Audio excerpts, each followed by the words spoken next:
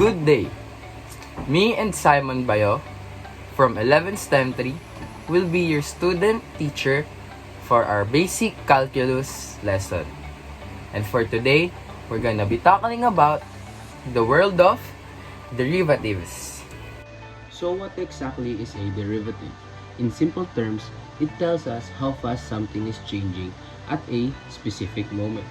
For example, your speed while driving is the derivative of your position. It's how quickly your location changes over time. Derivatives are used everywhere. In physics to model motion, in engineering for design, in economics to understand trends, and even in biology to study for population growth. That's why learning derivatives is a key part of understanding how the world works. And for geometric interpretation, let's start with the second lines. A second line connects two points on a curve. Its slope gives an average rate of change between those points. And as these points gets closer, the second line starts to resemble a line that just touches the curve at a one point, a tangent line. And a tangent line shows the instantaneous rate of change at a single point on the curve. And guess what? The slope of this tangent line is the derivative at this point. So, when we say derivative of a function at a point, we're really talking about the slope of the curve, how steep it is, right there. The power rule is one of the most useful tools for finding derivatives quickly. If you have a function like x squared, the slope at any point is not constant. The power rule tells us the derivative of x squared is 2x. That means the slope at x equals to 3 is 2 multiplied by 3 is equals to 6. Each time, the new function tells us how the original one is changing.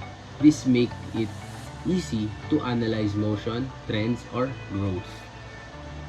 So, for the other basic rules, first is the constant multiple rules. If you multiply a function by a constant, just multiply the derivative by that constant too. Second, sum and difference rule. When you add and subtract the function, you just add or subtract their derivatives. And constant rule. The derivative of any constant, that is always 0 because constant doesn't change. Simple rules build your foundation for tackling more complex problems. So let's look at the product rule. When you're taking the derivative of a product of two functions, the rule is d over dx. F of x g of x is equal to f of x g of x plus f of x g of x. So suppose that f of x is equal to x squared and g of x equals sin of x. The derivative is f of x g of x plus f of x g of x is equal to 2x multiplied by sin of x plus x squared multiplied by cos of x. Now for the quotient rule used when dividing two functions is d over dx. F of x to g of x is equal to f of x g of x subtracted by f of x g of x to g of x squared. So let's try it. If f of x is equal to x squared and g of x is equal to x plus 1, then f of x is equal to 2x. Then g of x is equals to 1 using the rule d over dx. So, for the summary, let's quickly review today.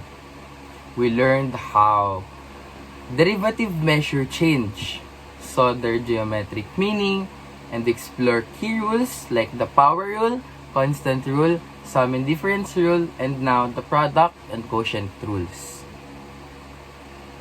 And to dive deeper, you can check out resources like Khan Academy, Paul's online math notes, or the Stewart Calculus textbook. This will help you master the concept and practice more problems.